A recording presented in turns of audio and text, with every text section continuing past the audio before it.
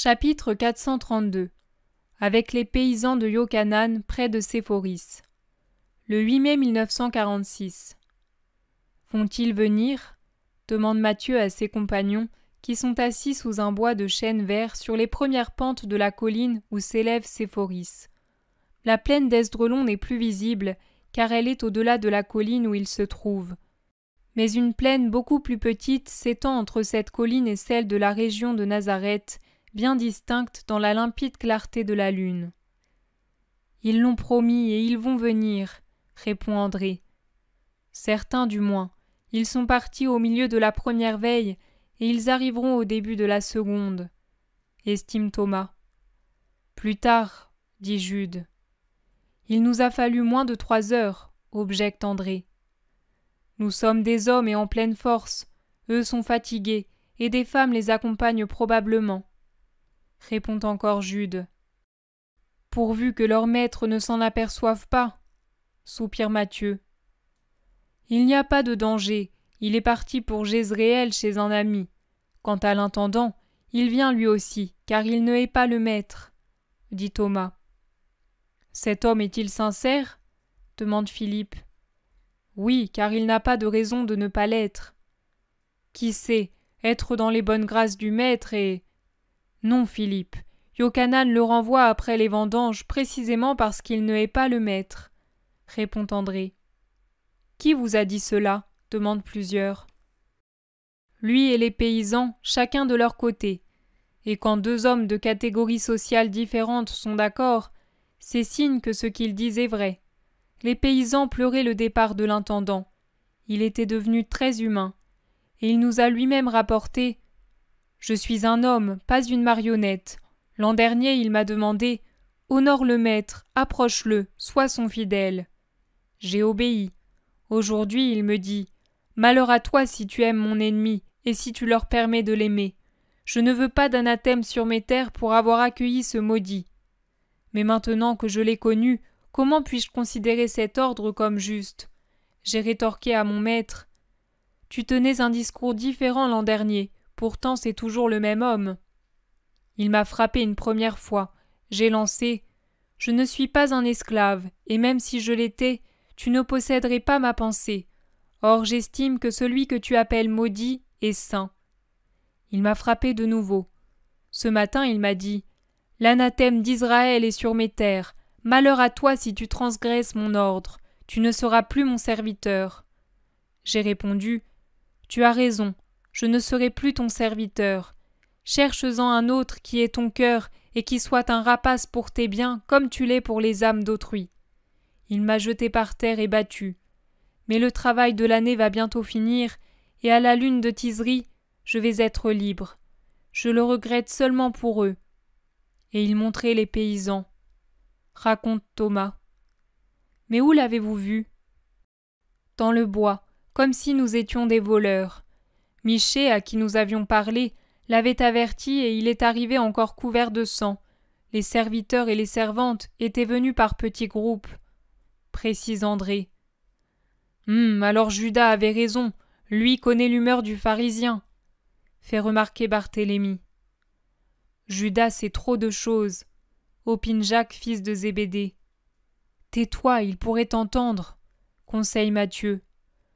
Non, il s'est éloigné en disant qu'il a sommeil et mal à la tête, répond Jacques. C'est la lune dans le ciel et la lune dans sa tête. Il est ainsi, plus changeant que le vent, déclare sentencieusement Pierre, jusqu'alors muet. Oui, un vrai malheur parmi nous, soupire Barthélemy. Non, ne dis pas cela, ne parle pas de malheur, dis plutôt moyen de se sanctifier, corrige Simon le Zélote. Ou de se damner, car il met les vertus en danger, dit Jude d'un ton tranchant. C'est un malheureux, commente tristement André. Un silence s'établit, puis Pierre demande. Est-ce que le maître prie encore ? Non, il est passé pendant que tu dormais pour rejoindre Jean et son frère Jacques placés en sentinelle sur la route. Il veut être présent dès l'arrivée de ces pauvres paysans. Ce sera peut-être la dernière fois qu'il les verra, répond Simon le Zélote. Pourquoi la dernière fois? Pourquoi? Ne dis pas cela, tu sembles porter malheur. Lance Jude tout agité. Mais parce que tu t'en rends bien compte, nous sommes de plus en plus persécutés. Je ne sais pas comment nous ferons à l'avenir. Simon a raison, et ce sera une belle avancée d'être tous esprits. Mais s'il était permis d'avoir un petit peu d'humanité, un tout petit peu de protection de Claudia ne nous aurait pas fait de mal, dit Matthieu. Non, il vaut mieux être seul, et surtout pur de tout contact avec les païens. Moi, je ne suis pas d'accord, tranche avec décision Barthélemy. Assez peu, moi aussi, confesse Jude. Le maître dit cependant que sa doctrine doit s'étendre dans le monde entier, et que c'est à nous qu'il reviendra de semer partout sa parole. Nous devrons donc nous habituer à approcher les païens et les idolâtres. Ce sont des gens impurs. J'ai l'impression de faire un sacrilège. La sagesse au porc. Ils ont une âme eux aussi, Nathanaël. Tu avais pitié de la fillette hier. Parce que il faut la former à partir de rien. C'est comme un nouveau-né. Mais les autres. Et puis elle n'est pas romaine. Tu crois que les Gaulois sont moins idolâtres? Ils ont leurs dieux cruels eux aussi. Tu t'en apercevras si tu dois aller les convertir.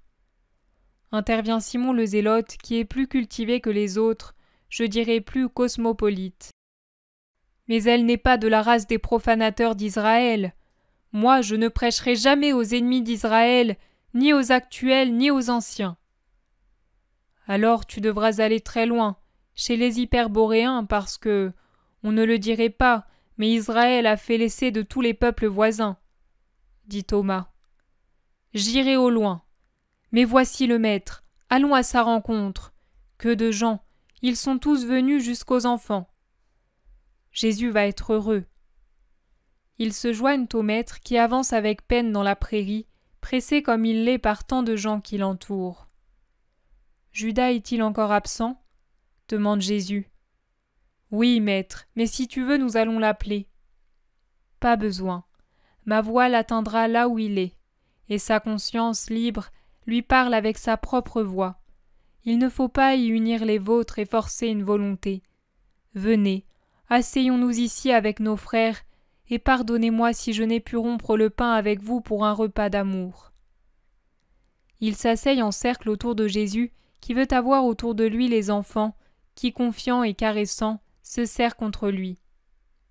Bénis-les, Seigneur, qu'ils voient, eux, ce que nous espérons voir, la liberté de t'aimer, crie une femme. Oui, ils nous enlèvent même celle-là. Ils ne veulent pas que dans notre cœur soient gravées tes paroles, et maintenant ils nous empêchent de nous rencontrer en nous défendant de venir vers toi, et nous n'aurons plus de paroles saintes. Gémit un vieil homme. Ainsi abandonnés, nous deviendrons pécheurs. Tu nous as enseigné le pardon. Tu nous as donné tant d'amour que nous pouvions supporter la méchanceté de notre maître. Mais maintenant, dit un jeune homme. Je distingue mal les visages et je ne sais pas exactement qui parle, mais je me base sur le ton des voix. Ne pleurez pas, ma parole ne vous fera pas défaut. Je viendrai encore tant que je le pourrai. Non, maître et seigneur, il est méchant et ses amis également. Il pourrait te faire du mal, et ce serait à cause de nous. Nous faisons le sacrifice de te perdre, mais ne nous oblige pas à devoir dire un jour avec chagrin « C'est à cause de nous qu'il a été pris ». Oui, sauve-toi, maître. Ne craignez rien. On voit dans le livre de Jérémie comment celui-ci demanda à son secrétaire Baruch d'écrire ce que le Seigneur lui dictait et d'aller le lire aux personnes rassemblées dans la maison du Seigneur, à la place du prophète qui, étant prisonnier, ne pouvait pas s'y rendre. C'est ce que je ferai. J'ai de nombreux et fidèles Baruch parmi mes apôtres et mes disciples. Ils viendront vous rapporter la parole du Seigneur, de sorte que vos âmes ne périront pas. Et moi, je ne serai pas pris à cause de vous, car le Très-Haut me cachera à leurs yeux, jusqu'à ce que vienne l'heure où le roi d'Israël doit être montré aux foules pour être connu de tous. Et ne craignez pas non plus de perdre les paroles qui sont en vous. On lit toujours dans Jérémie que même après la destruction du volume par Joachim, roi de Juda, qui espérait, en brûlant le rouleau, détruire les paroles éternelles et véridiques, ce qui avait été dicté par Dieu demeura parce que le Seigneur ordonna au prophète « Prends un autre rouleau pour y écrire tout ce qu'il y avait dans le rouleau brûlé par le roi. » Et Jérémie donna un volume à Baruch, un rouleau qui n'avait pas servi, et il dicta de nouveau à son secrétaire les paroles éternelles et d'autres encore pour les compléter. Car le Seigneur répare les dégâts faits par les hommes quand c'est pour le bien des âmes. Il ne permet pas que la haine anéantisse ce qui est œuvre d'amour. Eh bien moi aussi, je peux me comparer à un volume rempli de saintes vérités. Si je viens à être détruit, croyez-vous que le Seigneur vous laissera périr sans que vous soyez aidés par d'autres volumes, où se trouveront mes paroles et celles de mes témoins, qui raconteront ce que je ne pourrai pas dire, parce qu'emprisonné par la violence et détruit par elle? Et croyez-vous que ce qui est imprimé dans le volume de vos cœurs puisse s'anéantir quand le temps passera sur mes paroles? Non. L'ange du Seigneur vous les répétera et les gardera fraîches dans vos âmes qui désirent la sagesse. Qui plus est, il vous les expliquera et vous posséderez la sagesse de la parole de votre Maître. Vous scellez par la souffrance votre amour pour moi. Est-ce que ce qui résiste même à la persécution peut périr? Non, c'est moi qui vous le dis. Le don de Dieu ne s'efface pas. Seul le péché l'anéantit. Mais vous ne voulez sûrement pas pécher, n'est-ce pas, mes amis? Non, Seigneur, ce serait te perdre même dans l'autre vie, disent plusieurs. Mais ils nous feront pécher. Il nous a imposé de ne plus sortir du domaine pendant le sabbat, et il n'y aura plus de Pâques pour nous. Nous pécherons donc, disent d'autres.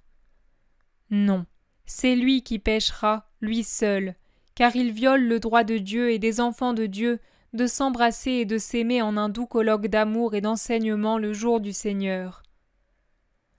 Mais lui répare par de nombreux jeûnes et offrandes. Pour nous, c'est impossible, parce que notre nourriture est déjà trop insuffisante en proportion de la fatigue de notre travail, et nous n'avons rien à offrir. Nous sommes pauvres. Vous offrez ce que Dieu apprécie, votre cœur. Isaïe, parlant au nom de Dieu, dit aux faux pénitents: Au jour de votre jeûne, apparaît votre volonté et vous accablez vos débiteurs. Vous jeûnez pour vous quereller, discutailler et vous battre à coups de poing d'une manière impie. Ne jeûnez pas comme jusqu'à présent si vous voulez faire entendre votre voix là-haut. Est-ce cela le jeûne que je désire? Se borner une journée à affliger son âme, à tourmenter son corps et à dormir dans la cendre, est-ce cela que tu appelleras jeûne et jour agréable au Seigneur? Tout autre est celui que je préfère. Brise les chaînes du péché, délie les engagements qui oppriment, renvoie libres les opprimés, enlève tous les fardeaux. Partage ton pain avec l'affamé, accueille les pauvres et les pèlerins, habille ceux qui sont nus, et ne méprise pas ton prochain. Mais ce n'est pas ainsi qu'agit Yochanan. De par le travail que vous faites pour lui en l'enrichissant, vous êtes ses créanciers. Or il vous traite plus mal que des débiteurs retardataires, il hausse la voix pour vous menacer et lève la main pour vous frapper.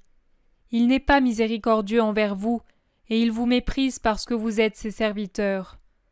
Mais le serviteur est un homme comme son maître, et s'il a le devoir de servir, il a également le droit de recevoir ce qui est nécessaire à un homme, aussi bien matériellement que pour le bien de son âme. On n'honore pas le sabbat, même en le passant à la synagogue, si le même jour on enchaîne ses frères et on les abreuve d'aloès. Quant à vous, faites vos sabbats en parlant du Seigneur entre vous, et le Seigneur sera parmi vous. Pardonnez, et le Seigneur vous glorifiera. Je suis le bon berger, et j'ai pitié de toutes les brebis. Mais c'est certain, j'aime d'un amour particulier celles que les bergers idolâtres ont frappées pour qu'elles s'éloignent de mon chemin. C'est pour elles plus que tout autre que je suis venu. Car mon Père, qui est aussi le vôtre, m'a donné cet ordre. Fais paître ces brebis d'abattoir, tuées sans pitié par leurs maîtres qui les ont vendues en disant « Nous nous sommes enrichis » et desquels les bergers n'ont pas eu compassion. Eh bien, je ferai paître le troupeau d'abattoir, les pauvres du troupeau, en abandonnant à leur méchanceté ceux qui vous accablent et affligent le Père qui souffre en ses enfants.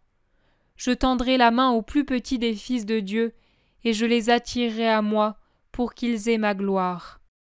Le Seigneur le promet par la bouche des prophètes qui célèbrent ma pitié et ma puissance de berger, et moi je vous le promets directement à vous qui m'aimez. Je veillerai sur mon troupeau. À ceux qui accusent les bonnes brebis de troubler l'eau et d'abîmer la pâture pour venir à moi, je dirai « Éloignez-vous, c'est vous qui asséchez la source et faites dépérir la pâture de mes enfants. Mais je les ai amenés à d'autres pâturages, au pâturage qui rassasie l'âme, et je le ferai encore.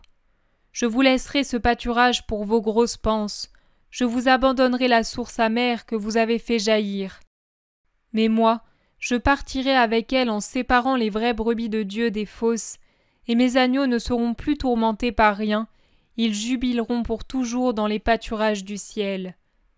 Persévérez, mes enfants bien-aimés, ayez encore un peu de patience tout comme moi. Soyez fidèles en faisant ce qui vous est permis par votre maître injuste. Dieu jugera que vous avez tout accompli, et il vous en récompensera. Ne haïssez pas, même si tout conspire à vous enseigner la haine. Ayez foi en Dieu. Vous voyez, Jonas a été soustrait à sa souffrance, et Jabé a été amené à l'amour. Mais le Seigneur agira avec vous de la même façon qu'avec le vieil homme et avec l'enfant, partiellement en cette vie, totalement dans l'autre. Je n'ai que des pièces de monnaie à vous offrir pour rendre moins dure votre situation matérielle. Je vous les donne. Matthieu, remets les leurs pour qu'ils se les partagent. Il y en a beaucoup, mais c'est toujours trop peu pour vous qui êtes si nombreux et si nécessiteux. Je n'ai rien d'autre, rien de matériel, mais j'ai mon amour, la puissance que je tiens de ma qualité de fils du Père, pour demander pour vous les infinis trésors surnaturels, afin de vous consoler de vos larmes et de donner la lumière à vos brumes. Oh, quelle triste vie que Dieu peut rendre lumineuse, lui seul le peut. Et moi je dis, Père, c'est pour eux que je te prie. Je ne te prie pas pour les gens heureux et riches du monde, mais pour eux qui n'ont que toi et moi. Fais-les s'élever si haut dans les voies spirituelles qu'ils trouvent tout réconfort dans notre amour, et donnons-nous à eux avec l'amour, avec tout notre infini amour, pour recouvrir de paix, de courage, de paix, de sérénité, de force surnaturelle leurs journées et leurs occupations, afin que, éloignés du monde par amour pour nous, ils puissent résister à leur calvaire et après la mort, te posséder, toi, nous, l'infinie béatitude. Jésus a prié debout, après s'être dégagé doucement des enfants qui s'étaient endormis sur lui. Il a l'air majestueux et doux en priant. Puis il baisse les yeux et dit « Je m'en vais. C'est pour vous le moment de partir pour arriver chez vous à temps. Nous nous reverrons. Je vous amènerai Marziam. Mais même quand je ne pourrai plus venir, mon esprit sera toujours avec vous, et mes apôtres vous aimeront comme je vous ai aimé. Que le Seigneur fasse reposer sur vous sa bénédiction. Allez. » Il se penche pour caresser les enfants endormis et s'abandonne aux effusions de la pauvre foule qui n'arrive pas à se détacher de lui. Enfin, chacun s'en va dans sa direction et les deux groupes se séparent pendant que la lune descend et que l'on allume des branches pour éclairer la route. L'âcre fumée des rameaux encore humides est une bonne excuse pour les larmes qui coulent.